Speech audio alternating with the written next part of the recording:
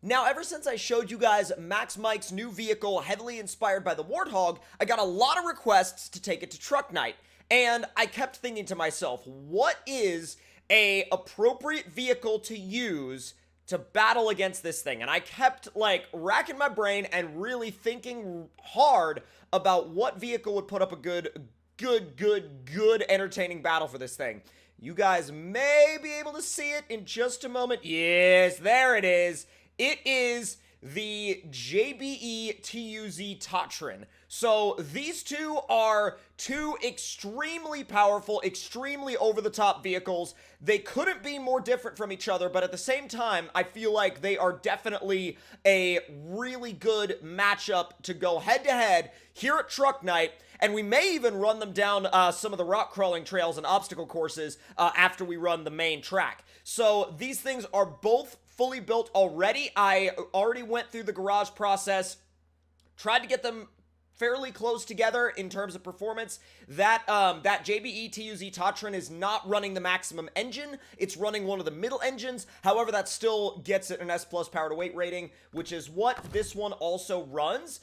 It's S plus power to weight and S plus durability, although I don't exactly know where that power rating is in comparison to each other. Now, let's go ahead and fire this thing up. We'll get both of them up to the starting line, and then we will start making our first run. So, we've got this guy all lined up and ready to go. We'll shut that one down. Now, we'll go get the TUZ Tatran. This thing is going to be wild to run. And what's crazy about this as well is that this one is running the Quasi Monster Mud tires, whereas the Hellion is running the Hog tires. So again, very interesting matchup, very interesting comparison. They both have fairly similarly sized tires, although the Tatran definitely has an advantage, being that it has basically 4 extra wheels over the other rig. But nonetheless, we're going to go ahead and shut this thing down, jump back in the other truck, and 3, 2, 1, fire it up, and let's go! Jumping off the line real quick. These tires should have plenty of grip. Jumping into the first obstacle. A little bit of damage taken, but not worrying about it. Whoa! Engine's starting to stall out on me there because I let off a little bit too early. Whoa! Oh, no! Suspension's a little stiff for that, apparently. I wanted to see if it could make it up over the concrete block still in high range. Come on. Making short work of these sections, that's for sure. Whoa, boy. Come on, go, go, go, go, go, go, go. Man, leaving it in high through here is wild. Holy crap, is it gonna stall out on me? No! Oh my god, you really have to, like, stay in the throttle if you want it to stay in high. Oh, wow. Okay, I should have lifted, because that almost went way over the front end on me. Going to low plus. Yep, that's the only ratio that's going to work for me here. The only ratio that's going to work for me here. Up and out of the pond. It's making short work of this course, though. All right, into the rocks now. Now, these tires, I believe they are somewhere in the 55-inch range? 50 to 55-inch range, I want to say. I could be wrong on that, but they are making short work of these rocks regardless. And apparently, I forgot to put the suspension in high mode. We're in high mode now, so that's all good. Stay in it. We'll throw it in high to get up over the rock wall. Not bad at all. Gonna take this one this time. Easy across the bridge. It's definitely wide. Go, go, go, go, go. It'll probably pick up some damage over the lumber. Whoa! It actually bounced off of the front axle, blew a tire, and then still fully cleared it. Wow. That is incredible. That is absolutely incredible. What a run. What a crazy run from this thing. Like, limping across the line with a blown tire, but that's definitely not going to stop it. Now, let's get in the TUZ. Now, this thing, I have never actually run it here, the JBE version. I've never run it here, but I'm expecting some pretty big things out of it. Let's go ahead and actually reset the afternoon real quick.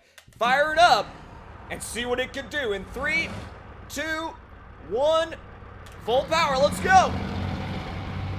It jumps off the line like crazy, even with one of the mid-grade engines. Actually stays pretty level off the jump, but takes some heavy damage. Ooh, easy. It definitely feels a lot heavier than the other rig, that's for sure. Although it feels smoother. But man, you do really feel the mass of this thing when you're driving it. Although, my God, if you accidentally, like, hit one of those logs, dude, you are in for some damage. Up and over. Bro, I'm just gonna go through him. I'm just gonna go through him. Or over him. Or however I have to. Oh no! That caused me to stall out! I figured we'd be okay there since it's diff lock, always on, all wheels always on. But I think we kind of got it jammed into the axles. Oh my, what? It grabbed it. It literally grabbed the Chevy pickup. I've never seen anything do that before. That's a new one. Throw it into high. It was in 7th gear already. I don't really think that we really have room to get to 9th with this engine, but... Wow, so level. So level off the jumps. That is a big advantage of this thing over the other rig, that's for sure. Come on. I know we picked up some suspension damage earlier, but we haven't picked up any more since then. Let's try to keep it that way. Now, this one I know is running 51-inch tires, and they are basically putting in every last bit of effort on this one.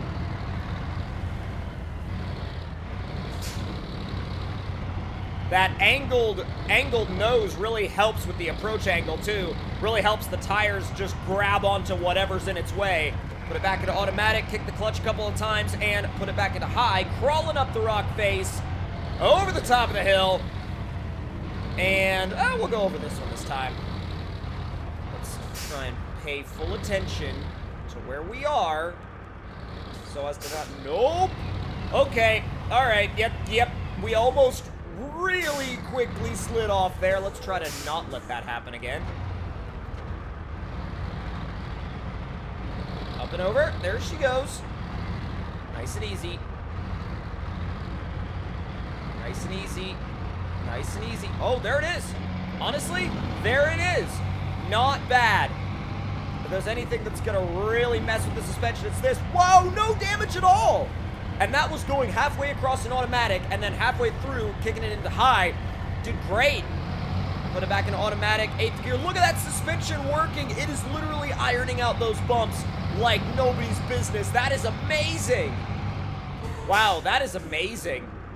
Both of these things did an incredible job. They both monstered that course. Let me know in the comment section down below which one you would have, because I think I'm definitely still partial to the Warthog. I mean, it has such a special place in my heart, but at the same time, you cannot deny the capabilities of the JBE Tatran. It's absolutely nuts. Absolutely nuts. Now, let's go ahead and actually shut that one down, jump back into this one, and recover back to the garage. And now let's attempt one of these rock trails. I just want to see how it does, because it's one of those things where whenever we come to Truck Night, usually we'll obviously test these things on the main course, but we don't really ever use these rock trails, and I really want to see what this thing does when you send it down like a proper rock crawling trail. Now, the suspension in high mode, which I believe is what we're in right now, is a little bit stiff, just a little bit. I'm going to leave it in high mode, but it's not necessarily the flexiest setup you could have. But also, keep in mind, there is a second transmission, which acts more like a crawler box that we don't have enabled right now, so we're not necessarily in the best trim for trail riding and rock crawling, but nonetheless, it's actually doing very, very well. These tires grip up nicely, and as long as you're aware of the lines that you're taking, you really shouldn't run into any issues. Now, if you barrel down on top of a rock too hard, then yes, you will get some engine damage and maybe even some suspension damage, but that's all down to the driver at that point. So let's try and stay to the right on this section. This section has quite the habit of flipping vehicles, so let's try to not let that happen. Having a vehicle flip on you right here is always annoying, and like, I have flipped just about everything here. Kind of in a sticky situation. We're gonna pull out the winch and just kind of winch it to that one side. Whoa! There you go. Not bad. Not bad. Come on, pull. Oh, there we go. There we go.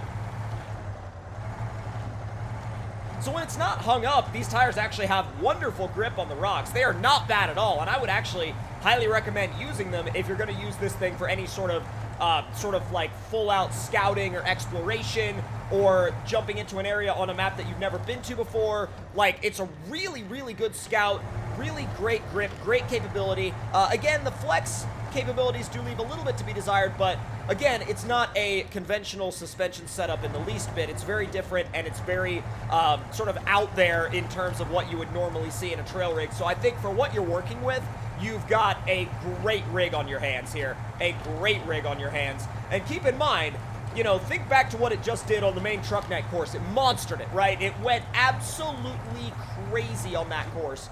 And I was thinking about dropping into the water there just to see if I could get this thing back out, but I think I'm gonna continue down the trail and just see how it continues to perform for us. Nice and easy. Very cool little mud and water section here. Ow. Wow, I'm really surprised that that didn't cause me a ton of damage, because you would think with how hard we hit that rock on any normal truck, that would have, you know, like, obliterated a bunch of suspension parts and racked us up a bunch of damage. Now, this section of the trail is obviously not all that intense and not very hard, and it doesn't get tricky again for quite a while, but I think as far as the distance we've come so far, we've definitely gotten a good idea for how this thing does in a trail setting. And if you guys enjoyed this comparison between these two vehicles on Truck Night, make sure to let me know your thoughts and opinions in the comments on what other comparisons you would like to see. And if you enjoyed the video, make sure to also leave your thoughts and opinions on the video itself in the comment section down below. I love to hear from you guys, love to talk with you guys in the comments, and if you're new around here, hit that subscribe button and turn those notifications on, and I'll see you guys in the next one. Talk to y'all later. Hope you guys enjoyed.